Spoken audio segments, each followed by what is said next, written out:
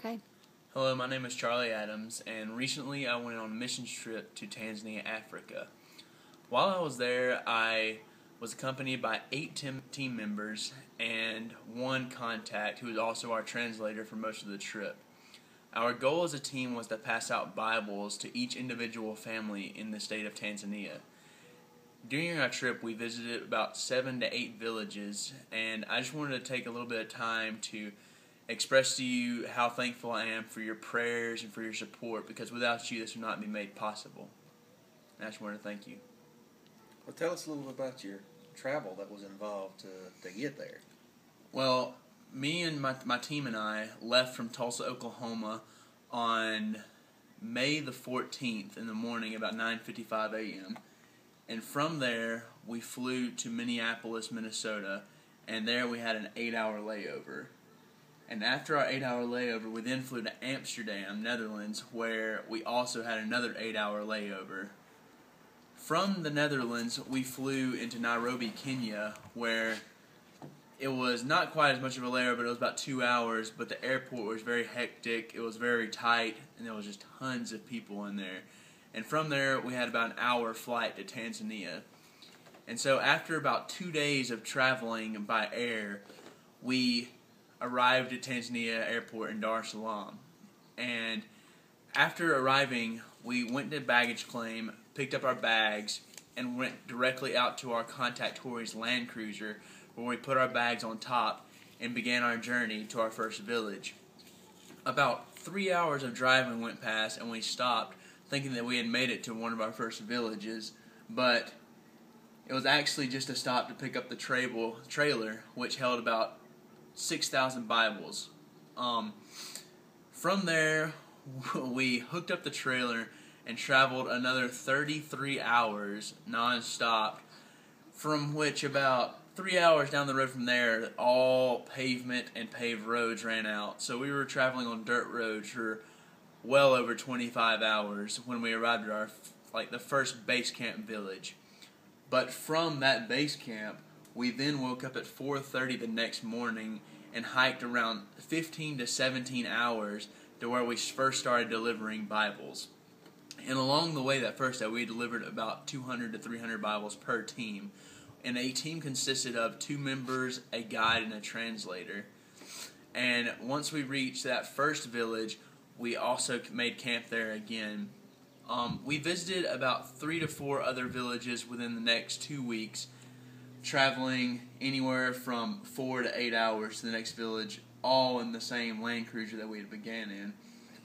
And now the Land Cruiser wasn't nice and comfy. We were sitting on wooden benches with about a centimeter of leather padding, and before you know it, legs were falling asleep, arms, because there was 9 of us, and we were all sitting directly across from each other.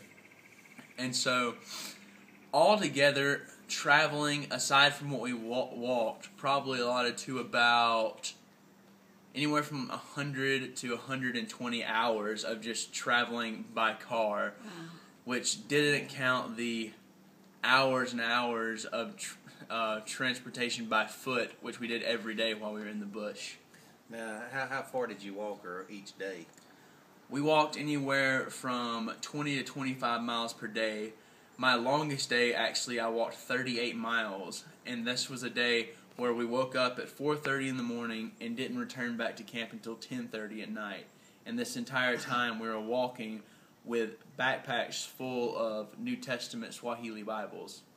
Now, you said you picked up the Bibles, and you just said you were walking with the Bibles. Where did the Bibles come from? Where did you get these Bibles? We received around 75,000 Bibles from the Gideons, and they were all written in Swahili, which is the native language of Tanzania.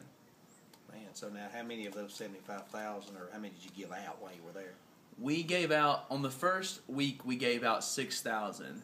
And then we started giving out more and more as we sped up the pace, as we became more familiar with the language, and the cultural barriers weren't such a hard obstacle to overcome. And after the first week, we gave out about 20,000 the second week, and we ended up giving out around 48 to 50,000 of those.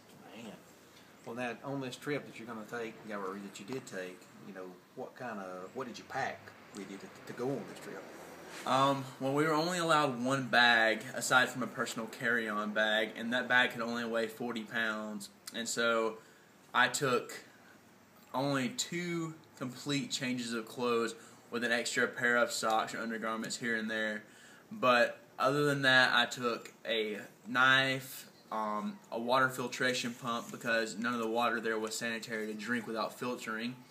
I took snacks because there the food, you eat the same thing every day. So I took snacks in order to kind of change it up, as well as some candies in order to get sugar in my body. Pretty good. We also had to take a sleeping bag and a sleeping pad because we did all of our housing, per se, in tents every night. Well, tell us a little bit about what you may have encountered on the trip as far as, when you gave out your Bibles, how did the people respond, or just a little bit about that. Most people there had heard about God, probably about 50-50, had heard about Christ and the story of Him, but the other 50% had no idea. But everyone we gave a Bible to was very receptive and was very thankful for their gift, because one reason is because people of Tanzania love literature, they love stories, and so it was awesome because we would hand out a Bible, and the next day when we walked past that same village, those people would be sitting on their front porch reading, and so that was really rewarding to see. Cool. Any specific, you mentioned earlier about that you gave out 6,000 Bibles, and then it got easier. What type of cultural barriers did you actually encounter when you were there? Well, the biggest barrier to overcome was definitely language, because we spoke English and they spoke Swahili. But that's where our translators came in. We had one guide who led us around each village, and then a translator who, when we preached or talked to the people we gave a Bible to, they would then translate to them. And I would say that was the hardest cultural boundary to step over, because when somebody doesn't speak your language, it also is hard to develop a sense of trust or something. So a lot of the times the people we were approaching were scared of us until we had our translator begin speaking. Can you say something in Swahili? Did you learn any Swahili? Actually, yes, I did. Every time I walked up to the house, I would first introduce myself, which is Jini Lango ni Charlie, which means my name is Charlie. And then I would follow by saying Mitoka Americani, which means I've come from America. And then I would say Zawadi Biblia Buli, which means I have brought you a Bible for free. And then Mungu akubariki, which means God bless you. And because of this, I was able to also work by myself at times in order to speed up being able to pass out many Bibles.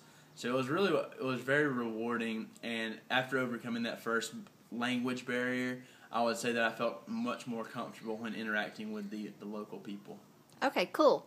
All right, that's it for this session. We'll be filming another one with Charlie and Greg, where he'll be talking more about his experiences with spiritual issues while he was in Tanzania.